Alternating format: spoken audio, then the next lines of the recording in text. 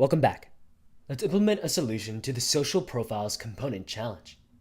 We're going to start by adding a new social profiles.js file to the source directory. So within source, let's make a new file, social profiles, but this time make the S capitalized since that is the convention for a React component to have the actual file name capitalized, just like the class name itself. Within here, let's import React and the component class within a pair of curly braces from the React module. And then we're going to access the new social profiles array from the data location and then the social profiles file. Now we can create the component itself. Again, make it a capital S, social profiles, and this should extend that component class from React. The one method we definitely want to implement is the render method. And within here, let's have a return statement that has an overall div as well as a title. And for this title, how about connect with me? After all, we're showing a list of social profile components.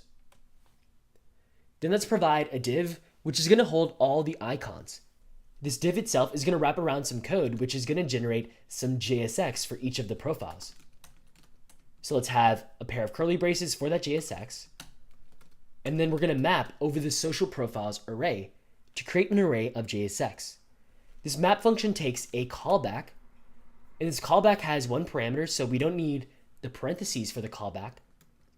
But one at a time, we can use the social profile object from the social profiles array. For each social profile object itself, let's return a social profile component that we're going to create right after. To follow the pattern that we set in the overall project component file, we're going to return some JSX for a local social profile component this time. The key is going to be the social profile.id. And then just as well, we're going to pass down the social profile object as data through props. So let's make a social profile props that is equal to the social profile object itself. And overall, this can be a self-enclosing tag. Now, the line is quite long, but make sure you have all of this with the key of social profile.id, the social profile props itself, which by convention is camel cased for props. And then we have the screen cased social profile object from the social profiles global data array.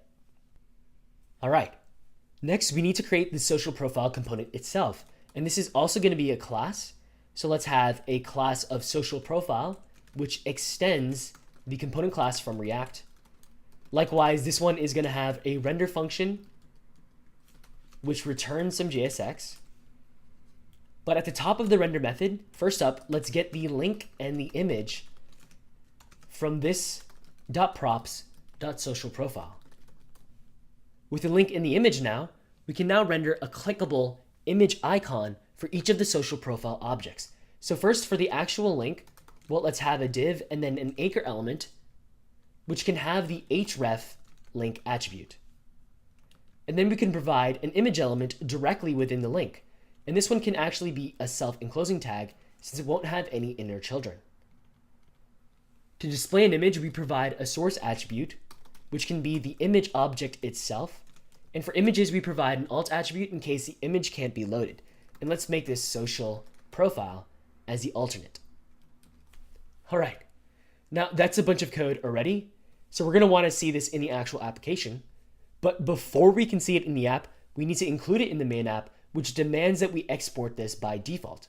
So as the very last line of the file, export by default the social profiles component. All right, make sure you have all of this code for the social profiles.js file. And once you have that, head back to the main app.js file. And at the top, also import social profiles from the new local social profiles file. All right. Now let's add a new horizontal ruler line element at the end of the render method after the projects.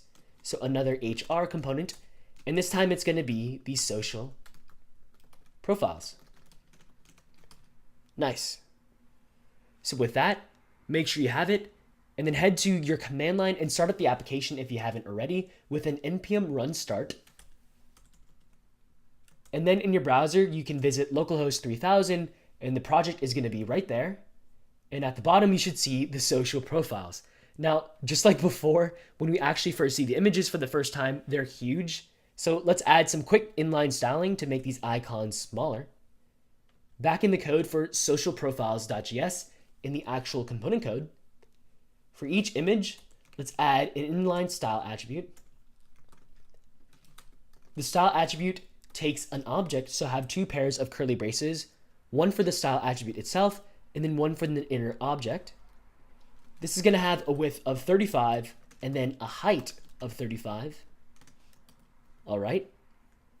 And if you check the application now, you're going to find that's a little better. The icons are a lot smaller, but rather than rendering on top of each other, let's make these render side by side. And this time, since it's only one anchor element within here, well, we can turn this overall div into a span. And that way, now they're side to side. Neat.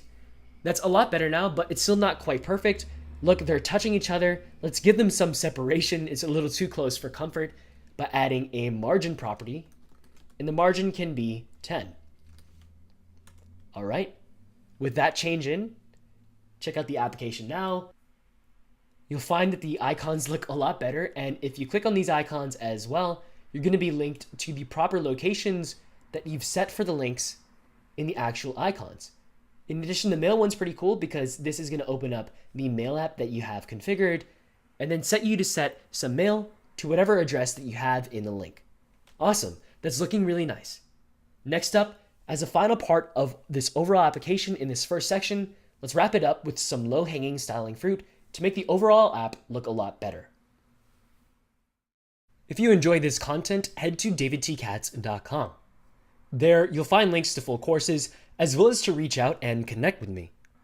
For React and Redux in particular, you'll want to check out udemy.com/React Redux Bootcamp. This is a course I made to help you learn React and Redux the right way, and to turn you into React and Redux developer. Okay, see you in the next one.